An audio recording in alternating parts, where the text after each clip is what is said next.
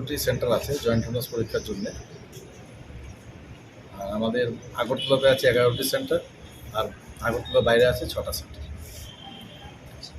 আপনি আগরতলা শহরে কোন কোন কেন্দ্রে গিয়েছেন স্যার? আগরতলা সেন্টারে আমরা এখন এই সেন্টারে প্রথম এসেছি, আরও 2-3টে সেন্টার করার আমাদের পরিকল্পনা আছে। আচ্ছা, এবছর কতজন ছাত্রছাত্রী স্যার আবেদন করেছেন স্যার?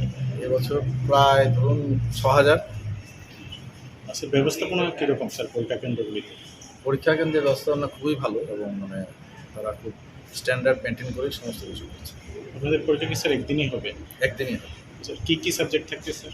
আমাদের পরীক্ষা থাকে ফিজিক্স, কেমিস্ট্রি, বায়োলজি এবং ম্যাথামেটিক্স। স্যার মোট কটি গ্রুপে স্যার পরীক্ষা হচ্ছে?